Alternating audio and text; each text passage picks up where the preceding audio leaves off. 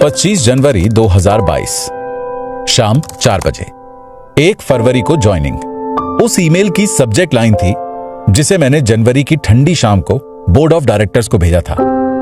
इस महीने की शुरुआत में मुझे भारत पे से एब्सेंस वॉलंटरी लीव लेने के लिए मजबूर किया गया। एक $3 बिलियन लगभग 20,000 करोड़ की कंपनी, जिसे मैंने पिछले 3.5 सालों में बहुत तेजी से बनाया था, उसके फाउंडर और मैनेजिंग डायरेक्टर के रूप में। पूरी जनवरी मेरे लिए धुंधली रही। मुझ पर एक के बाद एक कंट्रोवर्सी से हिट किया गया।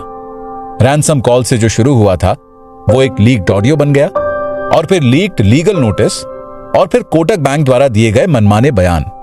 जब पूरा देश शार्क टैंक इंडिया को एंजॉय कर रहा था और एंटरप्रेन्योरशिप की नई लहर को सेलिब्रेट कर रहा था, जो इस देश में और लाखों टीवी स्क्रीन्स पर रोज रात को 9 से 10 बजे आती थी, मैं एक बोर्ड बैटल में लड़ाई कर रहा था, जो मुझसे भारत पे का कंट्रोल छीनना चाहते थे। महीने के आखिरी हफ्ते में मैं अपने ही को फाउंडर, हायर्ड मैनेजमेंट और भारत पे के इन्वेस्टर्स के धोखे और पॉलिटिक्स को संभालने में लगा हुआ था। एक बार जब मैं इस वॉलंटरी लीव पर गया, तब मुझे पता चला कि भारत पे के मालवीय नगर वाले ऑफिस के लॉक बदल दिए गए थे, सीसीटीवी बंद कर दिए गए थे, मेरे ऑफिस और डेस्कटॉप को तोड़ दिया गया था, और वहां पर बाउंसर तैनात कर दिए थे। न केवल ये चीजें अजीब थी, बल्कि गलत भी थी। और जब मैंने इस हरकत का एक्सप्लेनेशन मांगा, तब बोर्ड ने मुझे कोई जवाब नहीं दिया। यह साफ था कि मुझे बहुत सारी चीजों से डील करना था, लेकिन उस समय मुझे एक चीज की शांति जरूर मिली थी। कोटक बैंक वाला मुद्दा आगे नहीं बढ़ा और प्रेस का उसमें से इंटरेस्ट खत्म हो गया। अब मेरा फिर से ऑफिस जाने का और बिजनेस के अगले ग्रोथ फेज पर फोकस करने का समय आ गया था। इसलिए मैंने ऑफिस फिर से ज्वाइन करने की इंफॉर्मेशन भेजी। 25 जनवरी 2022 शाम के 4:52। मैं घर पर अपनी डेस्क पर बैठा था और जनवरी के सूरज की किरणें मेरे कंधों पर पड़ रही थी।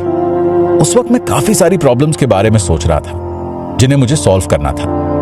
खास करके हमें नए बैंकिंग लाइसेंस को यूनिटी एसएफबी पर ऑपरेशनलाइज कराना था। यह पहला लाइसेंस था जो रिजर्व बैंक ऑफ इंडिया ने किसी इंडियन फिनटेक कंपनी को दिया था, और हमें परेशान पंजाब और महाराष्ट्र कोऑपरेटिव बैंक यानी पीएमसी का टेक ओवर भी कंप्लीट करना था। ये वीएसएस या सचिन बंसल नहीं था, बल्कि अशनीर ग्रोवर था, जिसने पहली बार किसी फिनटेक को मिलने वाला बैंक लाइसेंस जीता था। यह कोई छोटा मोटा अचीवमेंट नहीं था, और मुझे यकीन था कि यह कंपनी को और भी ऊंचाइयों पर लेकर जाएगा। लेकिन यह एक बहुत बड़ी रिस्पॉन्सिबिलिटी भी थी, क्योंकि हमें पहले 1 लाख डिपॉजिटर्स को उनके कैपिटल का एक्सेस देना था, जो उनके पीएमसी बैंक अकाउंट में 2 सालों से फंसा हुआ था। मेरा थॉट प्रोसेस मेरे इनबॉक्स में एक ईमेल आने के नोटिफिकेशन के साथ ही टूट गया। उसकी सब्जेक्ट लाइन थी 11th बोर्ड मीटिंग के लिए शॉर्ट नोटिस। सरप्राइज की बात यह है कि मैंने फिर से ऑफिस कंटिन्यू करने का प्लान किया। यह कंपनी को इन्फॉर्म करने के 1 घंटे के अंदर ही मुझे कंपनी सेक्रेटरी से एक मेल आया, जिसमें मुझे इन्फॉर्म किया जा रहा था कि शॉर्ट नोटिस पर एक बोर्ड मीटिंग रखी गई है, जो अगले 3 घंटे में ही थी। हम रात के 8 बजे जूम पर मिलने वाले थे। मुझे एक बहुत बड़ा शॉक लगा जब मैंने एजेंडा नाम की फाइल पर क्लिक किया। उसके आइटम नंबर 5 ने मुझे हैरान कर दिया। वो ये कह रहा था कि रिव्यू कमेटी चाहती है कि वो इस बात को कंसिडर करें और एक्सेप्ट करें कि मिस्टर अशनीर ग्रोवर को मार्च 31, 2022 तक छुट्टी पर रहना चाहिए। 25 जनवरी 2022 रात 8 बजे। मेरा नाम अशनीर ग्रोवर है। मैं जूम पर न्यू दिल्ली से मीटिंग अटेंड कर रहा हूं, और मेरे साथ इस रूम में कोई नहीं है। उस मीटिंग का जरूरी रोल कॉल ही एक ऐसा पार्ट था जिसे मैं प्रिडिक्ट कर सकता था। 10 मिनट लेट ज्वाइन किया, और उन्होंने सबसे पहले टीम को वर्चुअल मीटिंग लीव करने के लिए कहा। उन्हें पहले इस बोर्ड मीटिंग में बुलाया ही क्यों गया? अगर उन्हें मीटिंग छोड़कर ही जानी थी तो क्या चेयरमैन को इस मीटिंग की इनवाइट लिस्ट पहले से नहीं पता थी? मीटिंग शुरू होते ही कहा गया कि कंपनी के कॉर्पोरेट गवर्नेंस प्रैक्टिसेस के लिए 2 मेंबर्स की कमेटी बनाने के रेजोल्यूशन को पास किया गया है। इस 22 जनवरी 2022 को बनाई गई कमेटी ने लॉ फर्म की सर्विसेज 23 जनवरी को ली हैं, और उन्होंने accounting firm Alvarez and Marsal की सर्विस भी ली है।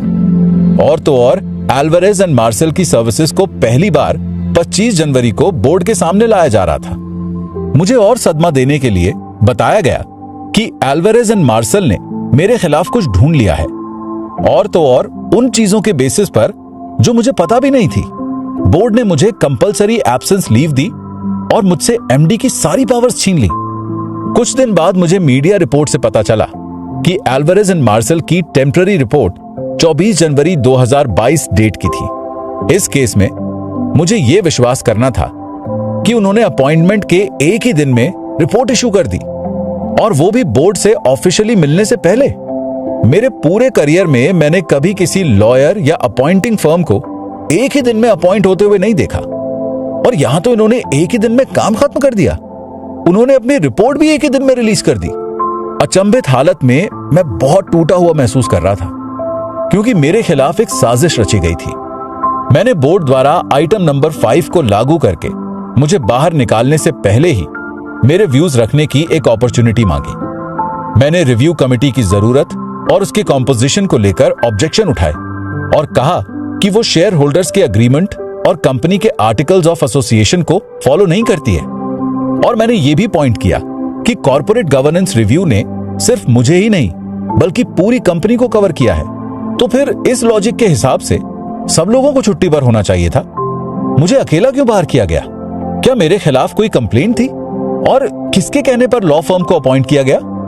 मेरे सवालों का दूसरी साइड से सन्नाटे के साथ जवाब मिला। फिर मैंने चेयर कहते हुए सुना कि तुम अब कॉल कट कर सकते हो, क्योंकि हमें अब प्रपोजल के लिए वोटिंग करनी है। यह साफ था कि मुझे बाद में पता चलेगा कि प्रपोजल को सबने साथ मिलकर पास कर दिया है। इंटरेस्टिंग बात यह है कि जब बोर्ड मुझे गलत करने के लिए अक्यूज कर रहा था, तब मेरा उनके साथ कोई कम्युनिकेशन नहीं था, और रिव्यू असल में कॉर्पोरेट गवर्नेंस पॉलिसीज प्रैक्टिस और कंपनी कोड का होना चाहिए था। 26 जनवरी 2022 एक और ईमेल। 25 जनवरी की मीटिंग का आउटकम। इस बार मुझे 31 मार्च 2022 तक कंपलसरी लीव पर जाने के लिए कहा गया और ऑफिस ना आने के लिए कहा गया। जब तक गवर्नेंस रिपोर्ट ना आ जाए, मुझे press, employee, business partner, customer, vendors और किसी भी और कंपनी से एसोसिएटेड इंसान से बात करने के लिए मना किया गया, और यहां तक कि मुझे अपना लैपटॉप वापस देने के लिए भी कहा गया। और ऐसे ही एक सक्सेसफुल यूनिकॉर्न के न्यू एज फाउंडर, जिसे सेलिब्रेट किया जाता था, वो जो उसके मन की बात करने में विश्वास रखता था, वो जिसने स्टार्टअप्स और एंटरप्रेन्योरशिप को शार्क टैंक इंडिया के जरिए मेन स्ट्रीम में लाया, वो जिसने अपने इन्वेस्टर्स और एम्प्लॉयज के लिए मिलियंस ऑफ डॉलर्स कमाए, और अब मुझे एक ऐसा इंसान बना दिया गया जिसे कोई एक्सेप्ट नहीं करना चाहता था। मुझे उस कंपनी को बिल्ड करने में 42 मेहनत भरे महीने लगे, और उन्हें मुझे बाहर निकालने में सिर्फ कुछ घंटे लगे, और वो भी एक प्री प्लान्ड मूव के साथ। प्रेस, या यूं कहें कि इंडिया में चल रहे बिजनेस न्यूज आउटलेट्स के लिए एक और बार फील्ड डे हो रहा था, और वो रिवॉर्ड्स के लिए न्यूज पब्लिश कर रहे थे। भारत पे फ्रॉड के कंसर्न्स की वजह से फाउंडर अशनीर ग्रोवर को फायर कर सकती है, ये 30 जनवरी को एक बड़े बिजनेस डेली ने ये कोट करते हुए अनडिस्क्लोज्ड लोग डेवलपमेंट से फेमिलियर हैं रिपोर्ट किया। अगर ये शार्क टैंक इंडिया का कोई एपिसोड होता तो मैं जरूर कहता ये सब दोगलापन है। ये लाइन इंडिया के हर एक यंग और एम्पैथेटिक इंसान की इमेजिनेशन को कैप्चर कर चुकी थी। अब शायद मुझे कहना चाहिए, पिक्चर अभी बाकी है मेरे दोस्त।